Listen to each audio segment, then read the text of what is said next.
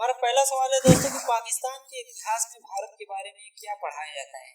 तो आइए दोस्तों मैं आपको बता दूं इसका जवाब कि पाकिस्तान का इतिहास 1947 से शुरू होता है। उससे पहले का उनका कोई इतिहास नहीं, उससे पहले का इतिहास हमारा है। पाकिस्तान ने अपना ही खुद का इतिहास बना रचा है, उनका अपना ही एक अलग संसार है। उनकी किताबों के अनुसार उन्होंने भारत से अब तक 4 युद्धों में से एक भी युद्ध नहीं हारा। ये पाकिस्तानी लोग कुछ भी कह सकते हैं, ये तो कहते हैं कि इनके पास एटमी ताकत है, 8 पाव किलो के बम है, इनके पास बाकायदा लादेन जैसे महापुरुष शहीद हैं। और इतना ही नहीं, वो कहते हैं कि वो विश्व की सुपर पावर है और पाकिस्तान की सेना दुनिया की सबसे अच्छी सेना है। अमेरिका उसके आगे कुछ नहीं है। ये ऐसे मेढक हैं जिनको लगता है कि उनका कुआं ही पूरा संसार है, जबकि भारत की किताबों का इतिहास पाकिस्तान की किताबों के इतिहास से बहुत ही अलग है। और असल में यह कहना ही गलत है, क्योंकि इनका इतिहास तो 70 साल पुराना है और इससे पीछे का इतिहास पढ़ने में इनको शर्म आती है। पाकिस्तान के इतिहास में हमारे देश यानी इंडिया के बारे में कुछ भी अच्छा नहीं पढ़ाया जाता, क्योंकि अगर वो लोग अच्छा पढ़ाएं तो फिर उनका एजेंडा कैसे पूरा होगा, कैसे सेना राज करेगी।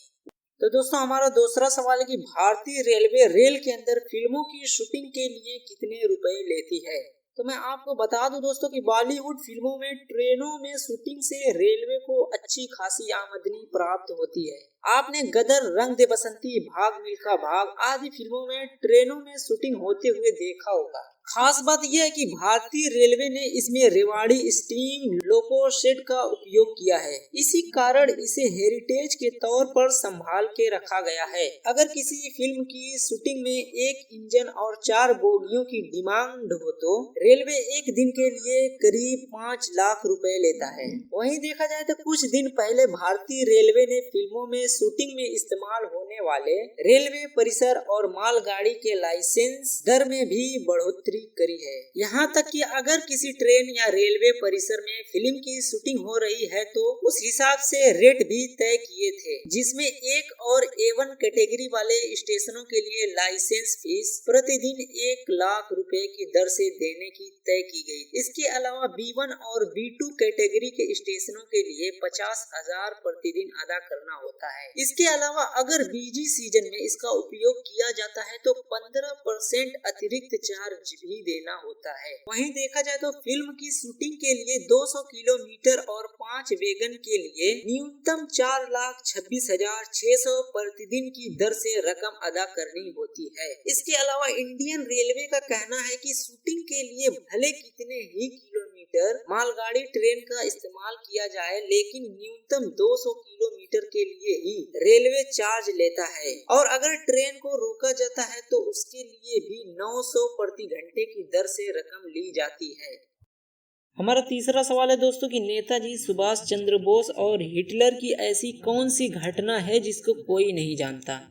तो आइए दोस्तों मैं आपको बता दूं कि एक बार नेताजी हिटलर को पहली बार मिलने जर्मनी गए तो हिटलर के आदमियों ने उन्हें बाहर प्रतीक्षा हाल में बैठा दिया। नेताजी उसी दौरान बैठे बैठे किताब पढ़ने लगे। थोड़ी देर बाद एक आदमी आया हिटलर का हमशक्ल बनकर और नेताजी के साथ बात करके चला गया। नेताजी ने कोई भाव व्यक्त नहीं किया। थोड़ी देर बाद दूसरा आदमी हिटलर के वेश में आकर नेताजी से हिटलर बनकर बात की। नेताजी ने तब भी उसको कोई भाव नहीं दिया। इस तरह एक के बाद एक कई बार हिटलर के वेश धारण करके उनके हमशक्ल आके खुद को हिटलर बताकर बात करते रहे, लेकिन नेताजी फिर भी बैठे बैठे किताब पढ़ते रहे हिटलर को मिलने के लिए। जबकि आम तौर पे देखा जाए कि दूसरे लोग हिटलर के हमशक्ल को मिलते ही खुद हिटलर को मिलके आए हैं ऐसे भ्रम में वापस लौट आते थे। आखिर में खुद हिटलर आया और आते ही हिटलर ने नेताजी के कंधे पर हाथ रखा। नेताजी तुरंत बोल उठे हिटलर। हिटलर भी आश्चर्य में पड़ गया कि इतने सारे मेरे हमशक्ल आए फिर भी आप मुझे कैसे पहचान गए, जबकि हमारी पहले कोई मुलाकात नहीं हुई। नेताजी ने तब जवाब दिया कि जिसकी आवाज से ग्रेट ब्रिटेन के प्रधानमंत्री भी कांपते हैं वो सुभाष चंद्र बोस के कंधे पर हाथ रखने की गुस्ताखी इस दुनिया में सिर्फ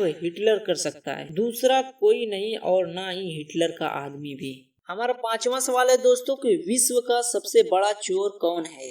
तो आइए दोस्तों देखते हैं इसका जवाब। धनीराम मित्तल, यह नाम शायद आपने भी सुना होगा क्योंकि इसे हिंदुस्तान का सबसे शातिर चोर माना जाता है। एक ऐसा चोर जो धोखाधड़ी से 2 महीने तक जज की कुर्सी पर बैठकर फैसला सुनाता रहा। अब ऐसे चोर को शातिर दिमाग नहीं कहेंगे तो और क्या कहेंगे। तो चलिए इस चोर के बारे में कुछ खास बातें जान लेते हैं। कहते हैं कि धनीराम मित्तल ने 25 साल की उम्र में ही चोरी को अपना पेशा बना लिया था। साल 1964 में उसे पहली बार चोरी करते पुलिस ने पकड़ा था। फिलहाल उसकी उम्र करीब 80 साल हो चुकी है। हालांकि अब किसी को भी नहीं पता कि यह चोर कहाँ है और कैसा है। कहा जाता है कि चोरी के इतिहास में सबसे ज्यादा बार गिरफ्तार किया जाने वाला यह पहला और इकलौता चोर है। आखिरी बार उसे साल 2016 में चोरी करते गिरफ्तार किया गया था। हालांकि वह पुलिस को चकमा देकर भाग गया था। कहते हैं कि धनीराम अब तक करीब 1000 से ज्यादा गाड़ियां चुरा चुका है। सबसे खास बात यह है कि यह चोर सिर्फ दिन के उजाले में ही चोरी की वारदात को अंजाम देता है। धनीराम मित्तल से जुड़ी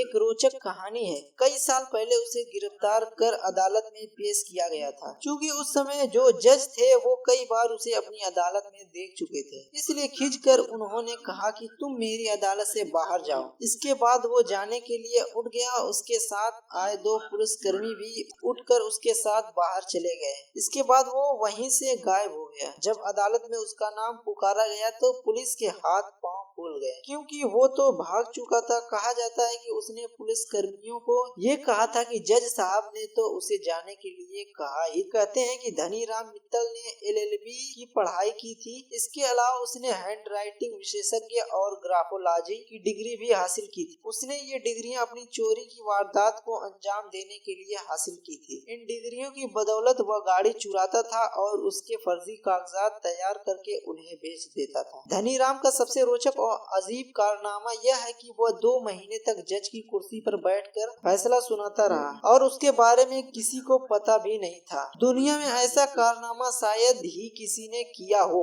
दरअसल उसने फर्जी कागजात बनाकर हरियाणा के झज्जर कोर्ट के एडिशनल सोशल जज को करीब 2 महीने की छुट्टी पर भेज दिया था और उनके बदले वह खुद जज की कुर्सी पर बैठ गया था। कहा जाता है कि इन 2 महीनों में उसने 2000 से ज्यादा अपराधियों को जमानत पर रिहा कर दिया था, लेकिन कईयों को उसने अपने फैसले से जेल भी भिजवाया था। हालांकि बाद में मामले का खुलासा हुआ तो वह पहले ही वहां से भाग चुका था। इसके बाद जिन अपराधियों को उसने जमानत पर रिहा किया था उन्हें फिर से पकड़कर जेल में डाला गया।